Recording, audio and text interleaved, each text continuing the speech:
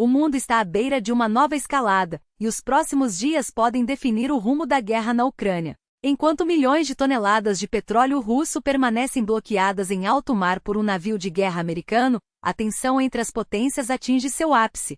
Londres já iniciou os preparativos para reforçar militarmente Kiev, e Moscou não hesitará em responder. As festas de fim de ano prometem ser tensas. As maiores nações do planeta estão, neste exato momento, votando cláusulas cruciais de um acordo sobre a Ucrânia, e o resultado já começa a se desenhar. O presidente russo, Vladimir Putin, surpreendeu ao aparecer de uniforme militar em um quartel-general, sinalizando que algo grave está em andamento. Seu discurso foi duro, e as implicações são claras. A Rússia não recuará. Mas o que realmente está em jogo? Por que Washington pressiona Kiev a aceitar um plano de paz até o dia 27 de novembro, véspera do feriado de Ação de Graças nos Estados Unidos? Não se trata de um vazamento acidental, mas de uma estratégia calculada.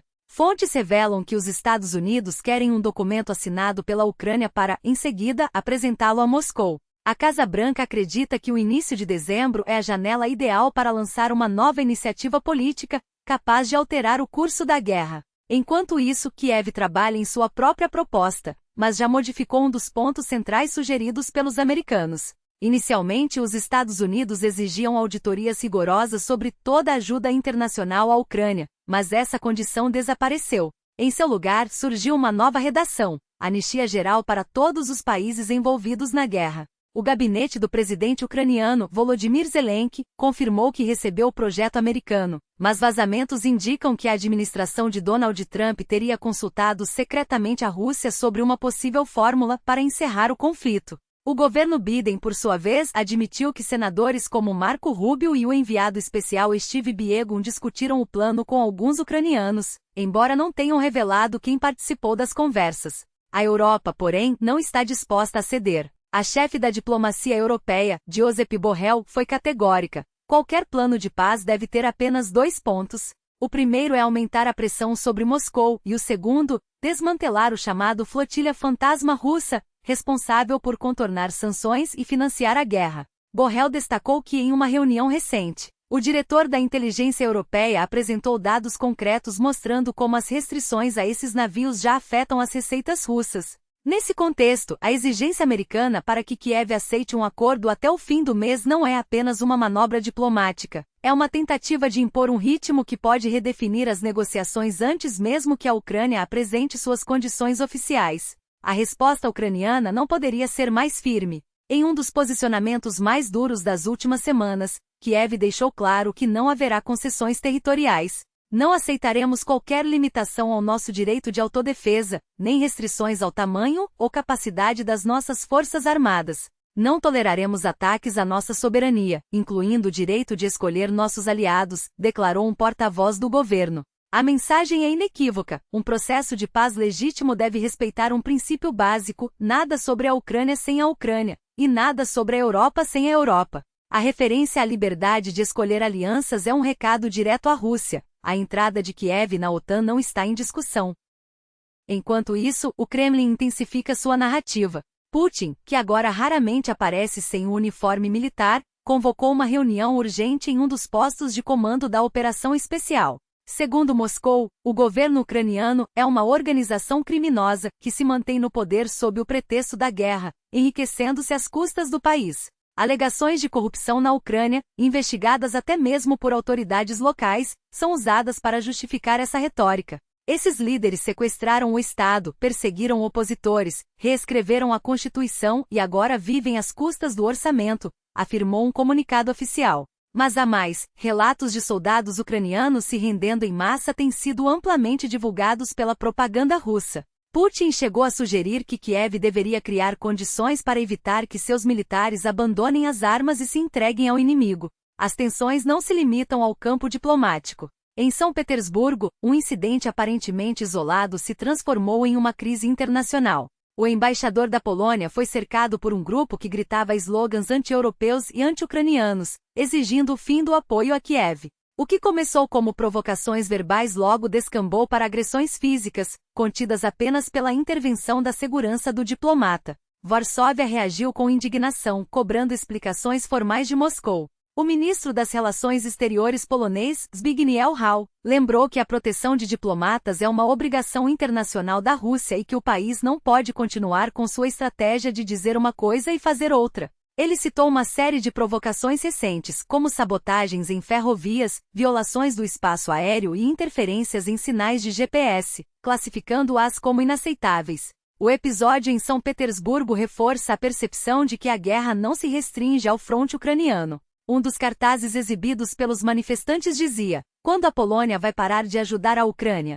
A resposta do ministro foi direta: "Quando a Rússia parar de bombardear cidades ucranianas." Em um momento em que ataques cibernéticos e operações de desinformação se multiplicam, a Polônia deixa claro que não recuará. A defesa de seus diplomatas e o respeito ao direito internacional não são negociáveis. Enquanto o mundo observa, uma pergunta permanece: até onde irá essa escalada? Os próximos dias podem trazer respostas, ou mergulhar o planeta em uma crise ainda mais profunda. O que está acontecendo não é um incidente isolado, mas uma estratégia calculada de pressão geopolítica que se desenrola em múltiplas frentes. Cada movimento, desde o fechamento do último consulado russo na Polônia até a intercepção de navios carregados de petróleo, faz parte de um tabuleiro onde as peças são movidas com precisão cirúrgica.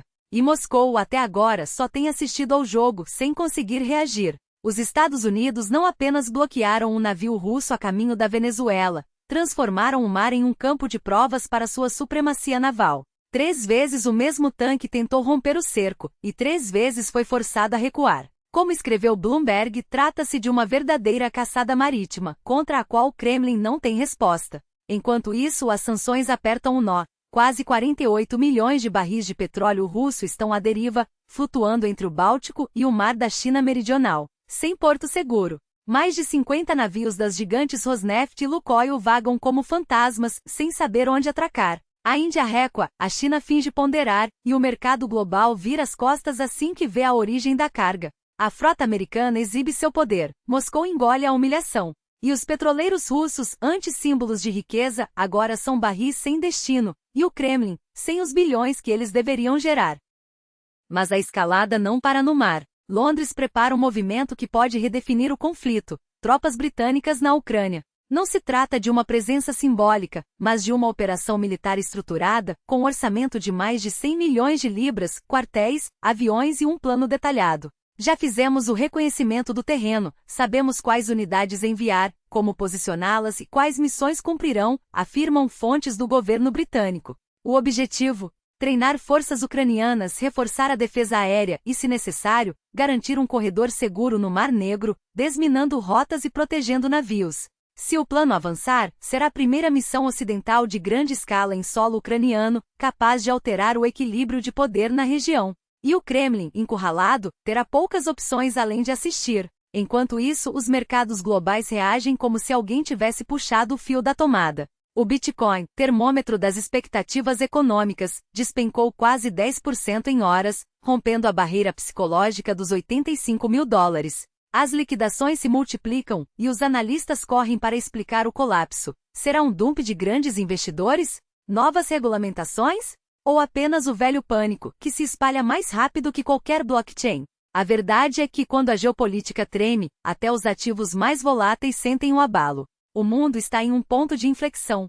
Cada ação, dos bloqueios navais às sanções, dos planos militares britânicos à volatilidade dos mercados, sinaliza que a ordem antiga está se desintegrando. E no centro dessa tempestade, uma pergunta ecoa: até onde irá essa espiral? Os próximos dias não trarão apenas respostas, mas definirão o futuro de uma era. E você, o que acha? Sua voz importa, deixe seu comentário, compartilhe e faça parte dessa conversa. Porque em tempos como estes a informação não é apenas poder, é resistência. Até a próxima!